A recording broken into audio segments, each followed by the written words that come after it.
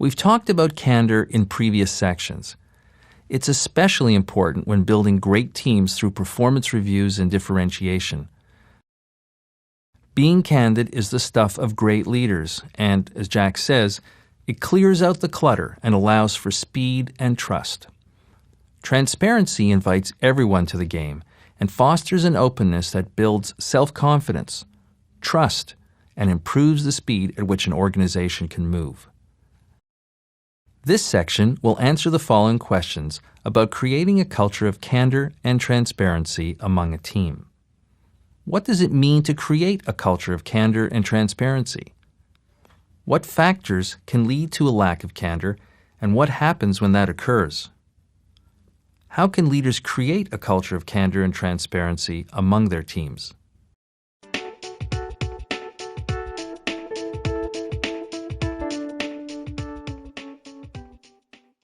Setting the tone for your team includes establishing trust by being candid, transparent, and giving credit where it is due. Candor breaks through office politics and gets to the heart of what really matters. Transparency is sharing information broadly, rather than hoarding it, giving the real reasons for decisions, rather than spinning each message to suit a different audience. Poor team leaders spend a lot of time jockeying for position, vying for attention, and using information to increase their own power. They fail to react swiftly and decisively to eliminate these behaviors when they see their team members being secretive or cultivating favoritism. A lack of candor can stem from a number of factors, including socialization, self-interest, and organizational issues. The habit of telling white lies, couching, hedging, and not telling it like it is inevitably colors the way we interact with our business colleagues. So when we say to someone, "We must have lunch soon," or "That's a great idea," when we mean the opposite, we are reinforcing habitual patterns that serve us poorly in our business interactions. When your boss or coworker asks your opinion and you are not fully candid, you are following socialization patterns that you learn very early. The simple truth is that people don't speak their minds because it's easier not to. When you tell it like it is, you can so easily create a mess of anger, pain, confusion, sadness, and resentment. To make matters worse, you then feel compelled to clean up that mess, which can be awful and awkward and time-consuming. So you justify your lack of candor on the grounds that it prevents sadness or pain in another person, that not saying anything or telling a little white lie is the kind, decent thing to do. To encourage candor, you must reward it, praise it, and talk about it. You must make public heroes out of people who demonstrate it, and most of all, you yourself must demonstrate it even if you're not the boss. Listen to these 2 audio clips of Jack discussing how to create a culture of candor and how to create transparency. Our second question in this podcast is a world apart from China, and it's about candor.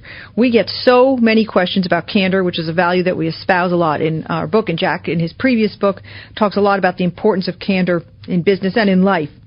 And we get a lot of questions about that basically say, I can't use candor because I work in Sweden, or I can't use candor because my employees are Asian or whatever. This particular question says, I'm a recent MBA who was just made a manager. I believe in using candor, but I'm afraid to, since most of my direct reports are twice my age. Jack, can you use candor with old people? That's a very personal question. You're not old. And I resent the tone of it. But I would clearly say, without question, everyone wants candor. Now, some people are afraid of it, but candor accelerates business. Candor is in many ways a Viagra for business. It drives business. It gets it moving faster, stronger. So as far as these people in this group are concerned by age, they want to know what's going on. Whether you're young or old, you want it straight. You know, I'm sort of thinking, but when I read this question the first time, I thought, is he kidding? One thing I've noticed about, for instance, my parents and their friends is as they get older, they cease with the BS. They want it more straight, and they tell it more straight because maybe they hear their clock ticking, maybe they're just tired of the niceties and platitudes, maybe their back hurt, who knows? But my parents and their friends are done with the kind of generic ambiguity and platitudes that you experience a lot in daily life. So I would say if your direct reports are twice your age, you may have an easier time with candor. That having been said, you often say that when you introduce candor to an organization, there's the head on fire, screaming hysteria period that goes along with it as people react with shock to this introduction of a whole new way of talking and thinking. Yeah, and candor has got to become a company value. If you're going to use candor, you have to say, this is the way this company is going to operate. And we're going to measure, and then we're going to reward and promote those who have it, like any other value you decide or behavior you want. You get the behavior you want when you measure it and reward it. You can get it. So as far as candor is concerned, it speeds up business. It makes people know where they stand, which is the rule one of business. If you're a manager, you should never work in a place and not tell your people exactly where they stand. You owe it to them. That's a responsibility. And whether you're young or old, the people that work for you have got to get it, no matter what they are. But I think, Suze, that it makes no sense at all to worry about candor because of corporation age or location or whatever. You've got to say, this is the way we're going to operate. But it's a bigger question than just candor one-on-one. It's got to be the atmosphere created in the company.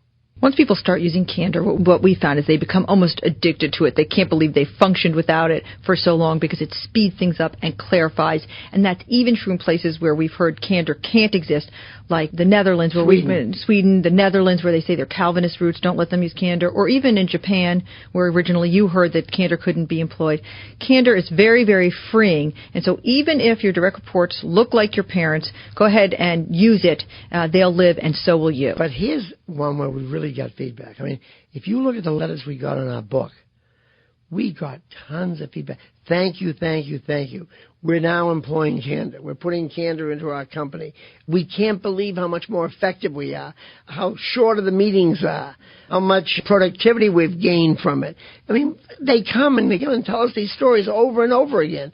I think candor, when you're exposed to it and an organization grabs it, they will see the fruits of it so fast, they will ramp it right through the organization. Now, you'll never get all the way there. There's always the usual politeness and other things that have to go on, and they should. And nevertheless, there's no substitute for the speed that candor gives you. I agree. All right. Well, thanks very, very much for joining us on our podcast. We look forward to speaking with you again soon. This is Susie Welch. And Jack Welch, thank you so much for being here.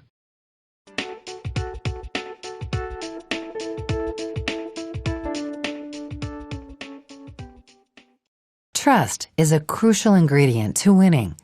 Establishing a culture of candor and transparency and giving team members credit is central to instilling trust among them. Trust comes when people know where they stand in terms of their performance. It also comes when people know how the business is doing. Sometimes the news is not good, but you have to fight the impulse to avoid or downplay hard messages. It also goes without saying that leaders establish trust by giving credit where credit is due. They never score off their own people by taking an idea and claiming it as their own. They are self-confident and mature enough to know that their team's success will get them recognition as team leader. In bad times, leaders take responsibility for what's gone wrong. In good times, they generously pass around the praise. Your people need to trust you, and they will as long as you demonstrate candor, create transparency, and give credit. A candid, transparent culture favors the rapid identification of problems and encourages solutions. Transparency supports candor. When issues can be viewed from all sides, people are better positioned to rapidly identify problems, make decisions, and carry out solutions. Decisions are sped up because everyone has the same information. The information can be trusted, and the ideas can be debated in an open forum. The marketplace rewards results. A team that embraces candor and transparency will learn how to produce results faster than a team void of these leadership practices. One example is found in Jack's experience at GE, where candid discussions were viewed as a process of surface, debate, improve, and decide. Organizations can find their own conventions and build their own models to promote speed and efficiency. The specific language is not what's critical. What is critical is openness and having a tendency toward action, not endless reflection. Developing a culture of candor and trust is not an easy cultural practice. It's quite possible that the absence of candor is the single largest roadblock keeping companies from being effective. That's a pretty bold statement, but the consequences are huge. In cultures without candor, people withhold what they really think. They keep their mouths shut. They sugarcoat bad news. Without candor, people get left out of important conversations, or worse, they're brought into the loop but given incomplete information which they then act upon. Decisions are slowed down because everyone does not have the same information, and what information they do have cannot be trusted, so must be checked and double-checked. Ideas are debated not in an open forum, but rather in cloistered quarters, to which only those in the know are admitted. Costs go up as resources are wasted preparing reports to confirm what the people in the room already know or think they know. Remember that candor is the secret weapon in your communications arsenal. Organizations must actively find processes that encourage and reward candor, transparency, and credit. Leaders cannot assume these cultures will occur if they simply wish for it. Instead, they must design, install, and monitor practices that make people act against their instincts. Without such practices in place, such instincts will never change. They won't have to.